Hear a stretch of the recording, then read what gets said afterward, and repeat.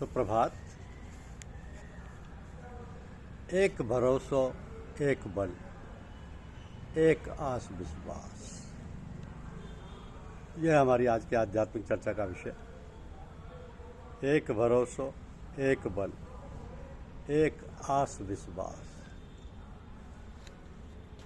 गुरु की सोबत से, उसकी कृपा के सहारे आंतरिक अभ्यास करते हुए अपने को रोशन करना होता है। उधर उसकी कृपा, इधर अपनी कोशिश। हर मुमकिन तरीके से जुबान, आँख, कान, नाक, हाथ, पैरों को पवित्र बनाए। फिर ऐसे गुरु की जिसमें ये शक्ति है कि दूसरों के चक्रों को जहाँ से चाहे जागृत कर सके, उसकी सोबत उठाए। अपनी खिदमत से गुरु को रिझाने की कोशिश करे, जिससे गुरु उस अभ्यासी से प्रेम कर सके।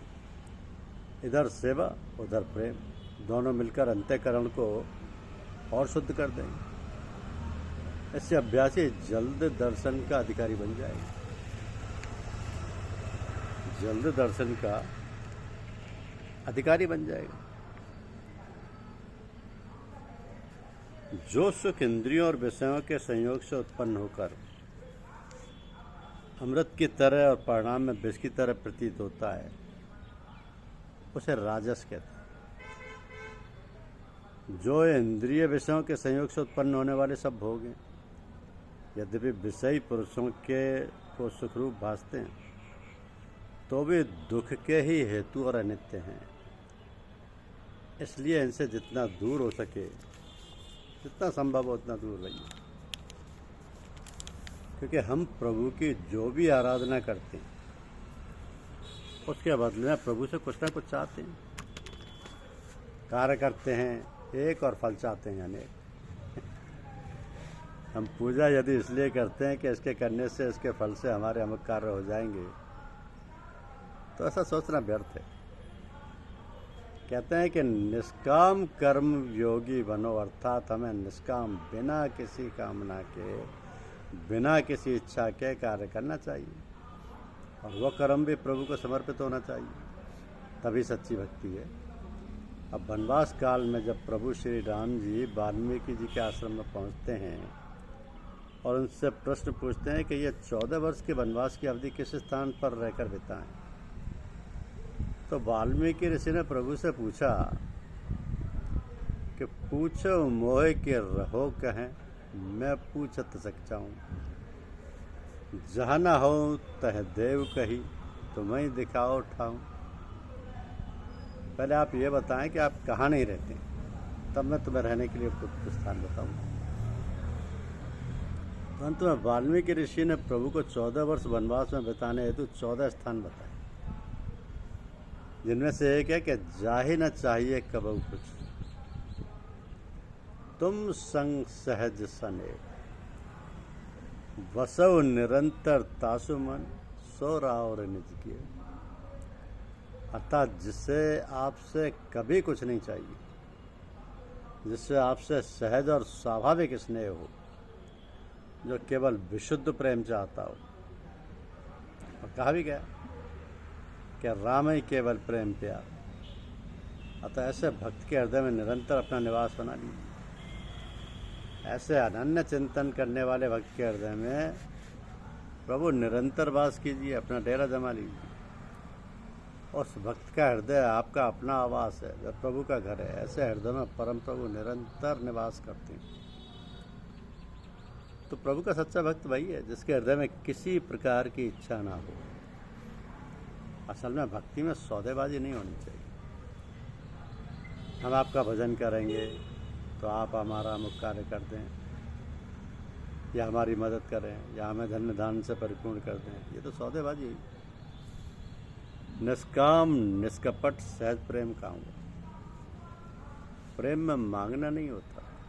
जब परम प्रभु जब देख लेते हैं कि अमुक वक्त हमारे भाई भरोसे है, तो स्वयं बिना याचना किए भक्त की लाज रखते हैं, उसकी सहायता करते हैं, उसे सहारा देते हैं। क्योंकि भक्त को भी तो एकमात्र उन्हीं का भरोसा है। एक भरोसो एक बल, एक आस विश्वास। एक भरोसो एक बल, एक आस विश्वास। श्रीमद् भगवद गीता में भगवान श्री कृष्ण कहते हैं, कनन्याश्चिन्तयतो माम ये जना पर्युपासते तेषां नित्याभियुक्तनामं योगक्षेमं वहाम्यम।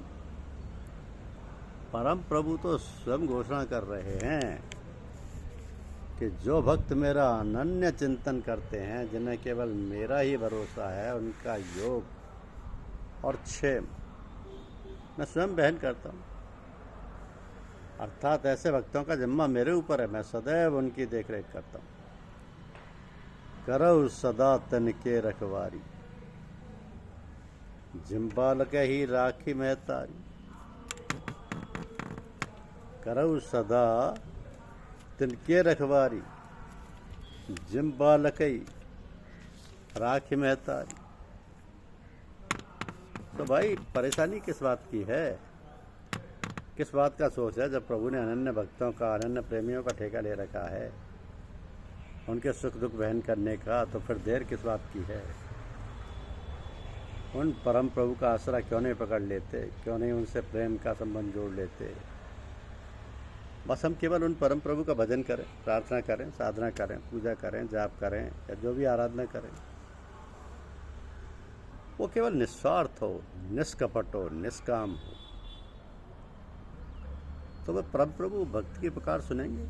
उन्हें स्वयं चिंता होगी हमारी, हमने सब कुछ उन्हीं पर छोड़ दिया है। वे चाहें जो करें, अच्छा चाहें अच्छा करें, बुरा चाहें बुरा करें, हमारी स्वयं की कोई इच्छा नहीं। परम पूज्य गुरुदेव हमें सद्बुद्धि दें, साहस दें, बल दें, ताकि हम लोग इस सनातन पथ पर निर्द्वंद होकर चल सकें,